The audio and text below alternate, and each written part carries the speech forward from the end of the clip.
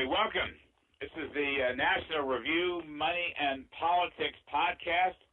I have with me former Minnesota Governor Tim Pawlenty, who is the CEO of the Financial Services Roundtable. I'm Larry Kudlow. It is Election Day, as if you didn't know, and I want to begin with a question for Governor Pawlenty. How in the world can left-wing Democrat Al Franken be reelected in Minnesota? How is that possible?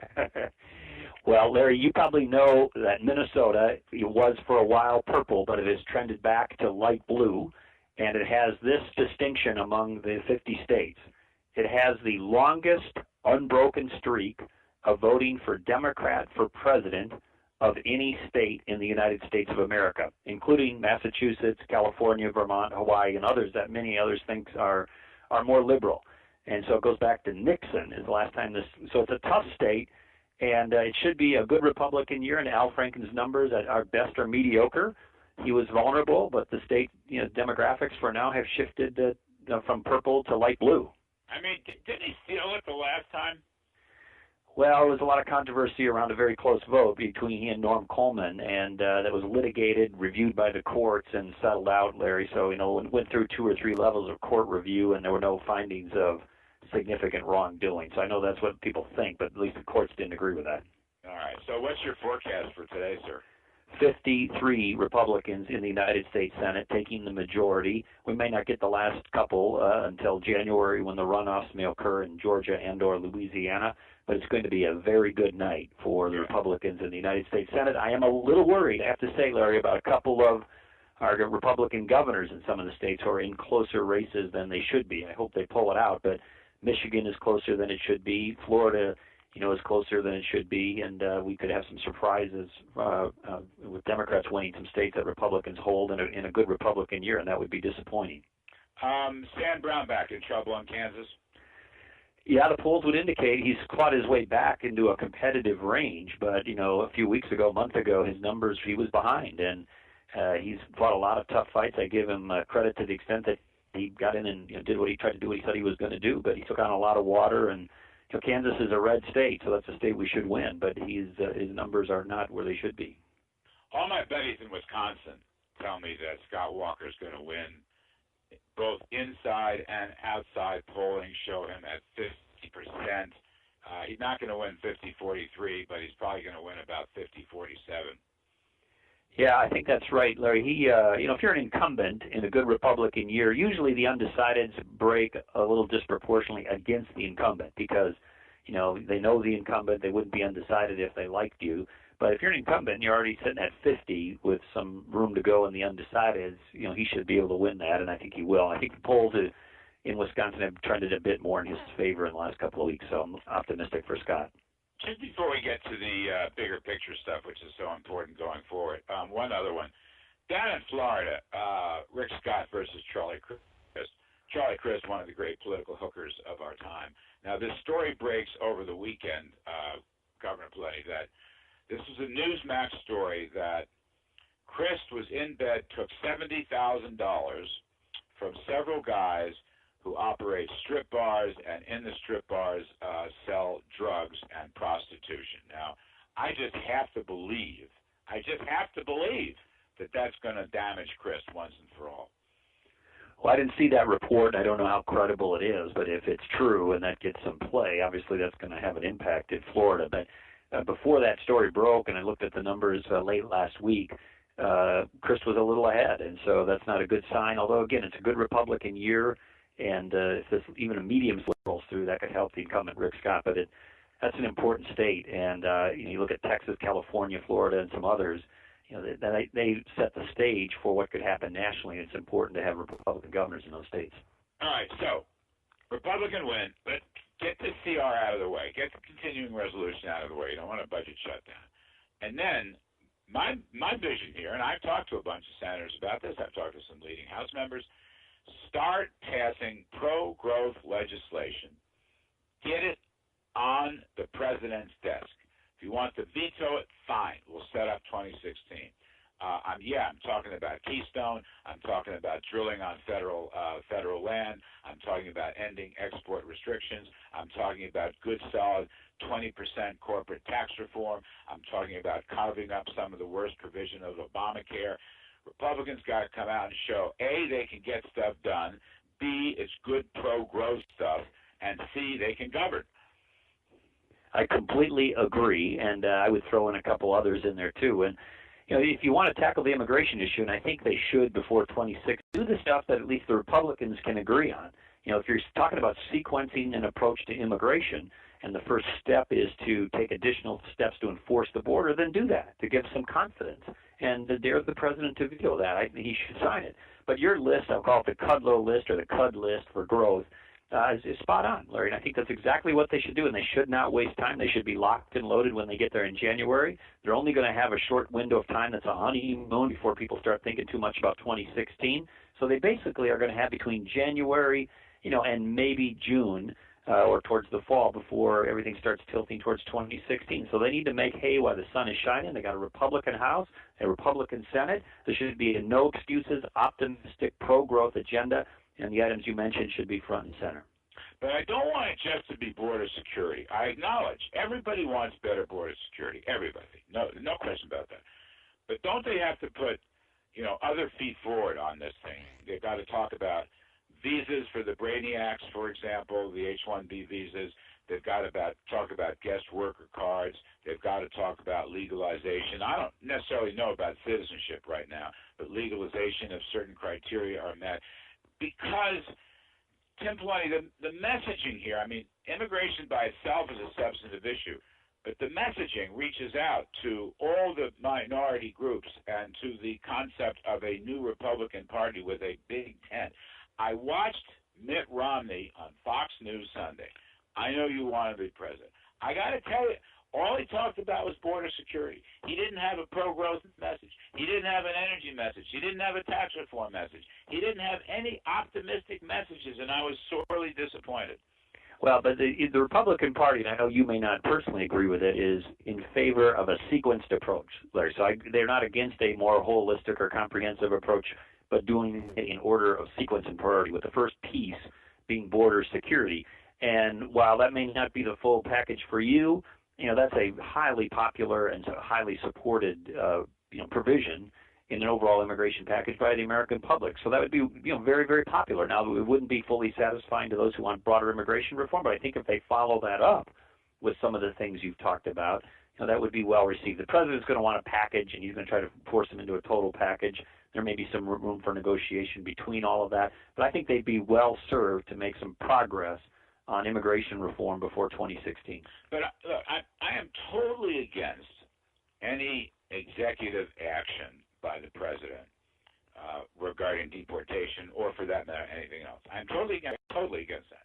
But to me, if you just do border security, you're sending out the same old message, and it's not an inclusive message; it's an exclusive.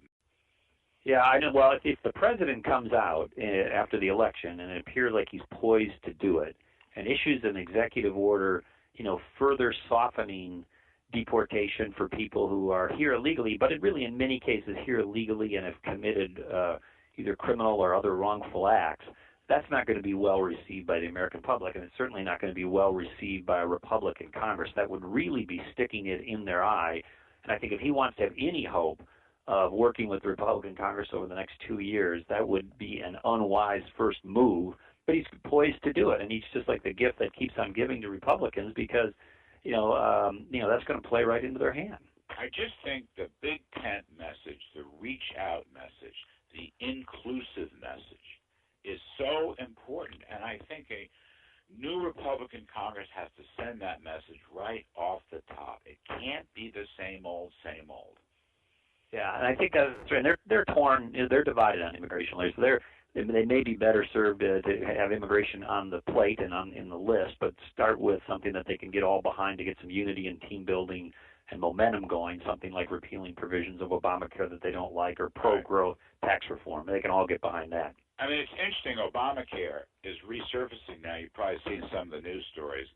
Very, very, very advertising buys in the last week or 10 days by Republicans in tough states opposed to Obamacare. It's almost like, it was a ghost, and now the ghost has come back to life, and it seems to be having a very positive GOP impact.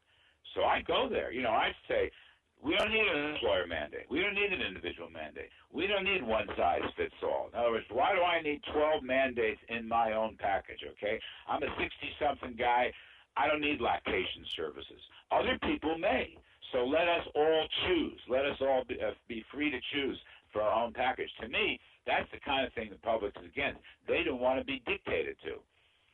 Well, this situation, there's a lot of complexity around this. But, for example, when the President of the United States gets on national television and tells people, if you like your doctor, you can keep him or her. If you like your plan, you can keep him or her. And that doesn't happen. And they're forced into narrower and narrower government-sanctioned choices. That starts to feel a lot like a creeping overreach of government and a creeping incursion into people's liberty and freedom and choice in markets. And so I think the Republicans would be well served by trying to fix Obamacare to make it more consumer-centric, more choice-oriented, more market-oriented. That's what people want. They don't want big 1940s industrial one-size-fits-all, frameworks for anything, not the least of which is their own health care. So there's a story today about banking reform, and that the new Senate banking chairman, probably Dick Shelby, and the House Financial Services chairman, Jeb Hensling, who's a very powerful guy in the House, they're going to want stricter oversight of the Federal Reserve. They're going to want stricter oversight regarding monetary rules, and they're going to want stricter oversight regarding regulation and regarding too big to fail. You represent the Financial Services Roundtable. Are you going to oppose those moves?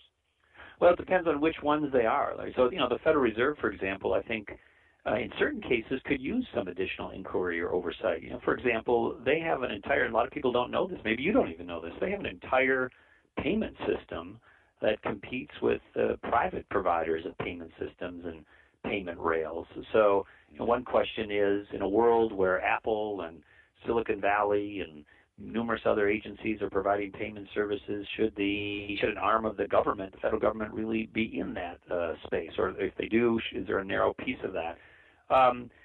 There's been talk over the years about looking at the Federal Reserve and auditing them, and not controlling them, but at least having more transparency around their finances and their financial reporting. I think that might make some sense. In terms of the big banks and bank regulation, look, we support getting rid of too big to fail. Nobody should be too big to fail. Nobody should be too big to jail. We always just say, look, as you do that, though, make sure you do it in a way that has the least collateral damage to consumers and investors and the like. So I think the Republicans are going to tackle too big to fail by trying to put failing banks into regular bankruptcy or something close to it, rather than special kind of wind-down procedure banks. And I think that's the direction they're headed. And it depends on how they do that. Oh, I like that. I think that's good. I didn't think you'd go that far. What about a monetary rule? My friend John Taylor, professor of Stanford, he's basically got a bill which has been the Taylor rule, in the right? House, and he's saying to the Fed, look, you name the rule. You tell us what rule you want, and then we'll hold you to it. Now, that seems to me to be pretty lenient, but the Fed can set its own rule, and then they'll have to adhere to it. What's wrong with that? Well, there may be nothing wrong with it, Larry. I think we'd want to think through it, though, to say, look, given how complex and global and dramatic and sudden events can be, do you really, how tightly do you want to tie the Fed's hand to be able to respond in a crisis, and how much of the response to that crisis do you want to trust to politicians in Congress versus the Fed in any given moment? Or do you want some of that to be delegated to the Fed by congressional action and authority and law? So it's a balance, and I don't know where the perfect top of the bell curve is in that balance. But if you go too far and you tie their hands and then what hits the fan, I think you want to make sure they have the ability to respond reasonably. Well, they always have the ability for lender of last resort, and I'm in favor of that. I'm an old Fed guy.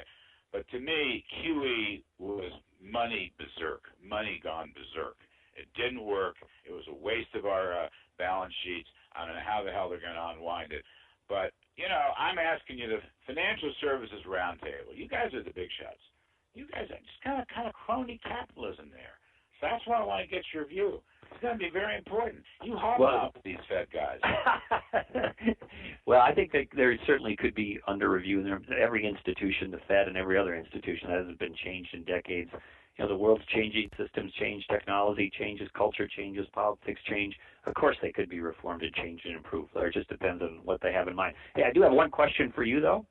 I know we got to wrap up here, but when Japan announced their equivalent of a very dramatic Japanese QE program, and global stock markets responded like they did, what does that tell you, Larry Kudlow, about the addiction to our equity markets, to current monetary policy domestically and globally? It seems to me to underscore how addicted we are, and it worries me about what happens when the next shoe drops.